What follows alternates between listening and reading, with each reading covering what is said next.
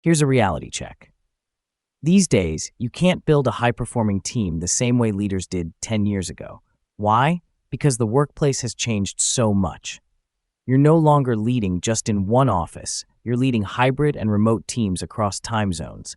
You're competing with the distractions of Slack, email, and AI tools that never sleep. And you're trying to inspire a workforce that values flexibility, inclusion, and purpose just as much as salary. So here's the question. How do you actually build a team that's not just good, but truly high-performing in this new environment? In this episode of The Work Chat, I'll walk you through 5 steps to build a high-performing team in today's workplace. And these aren't just buzzwords. These are strategies you can apply right away to create a team that collaborates better, delivers stronger results, and actually enjoys working together. Let's dive in.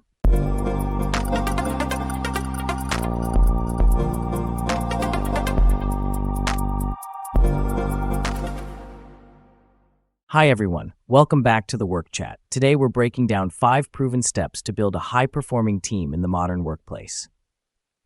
Step 1. Start with clarity of purpose. The foundation of every high-performing team is clarity. Your people need to know, why are we here? What's our mission? What does success look like? This matters more than ever because employees want purpose. They don't just want tasks. They want to see how their work connects to a bigger picture. So when you meet with your team, instead of saying, we need to hit this target, frame it as, here's the impact this project will have for our customers, our company, and your own growth. When people know the why, they bring more energy to the what. Step 2. Build psychological safety. According to Google's Project Aristotle, the #1 predictor of high-performing teams isn't IQ or technical skills, it's psychological safety. That means creating an environment where people feel safe to speak up without fear of ridicule, share ideas, even half-formed ones, and admit mistakes and learn from them. In the modern workplace with remote and hybrid work, psychological safety has to be intentional. So as a leader, model it. You can say things like, that's a great counterpoint. I hadn't thought of it that way. I don't have all the answers. What do you all think? Mistakes are part of innovation. What did we learn from this one?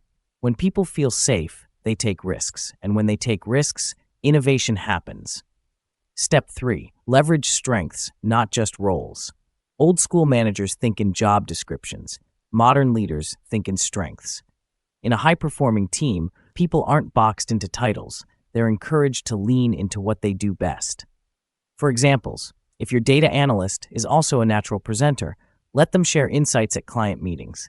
If your project manager has creative ideas, give them space to contribute in brainstorming sessions. One helpful tip is to use strengths assessments like Clifton Strengths, or simply ask, what type of work energizes you the most? Then align tasks to people's natural strengths. When you match people's energy with their work, performance skyrockets.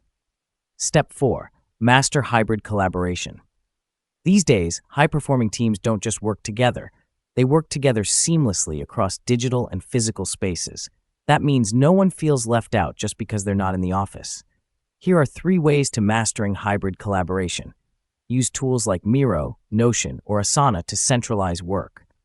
Rotate meeting times so remote team members in different time zones aren't always disadvantaged.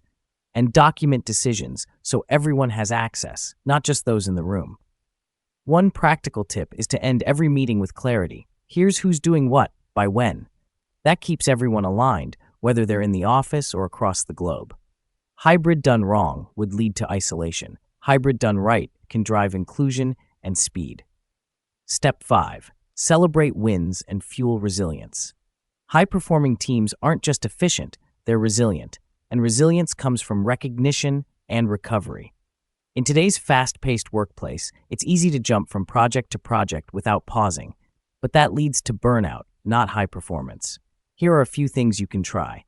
Celebrate small wins regularly. Call out contributions in team meetings. Encourage breaks and time off. Model it yourself as a leader. Check in on energy levels, not just deadlines. High performance is a marathon, not a sprint.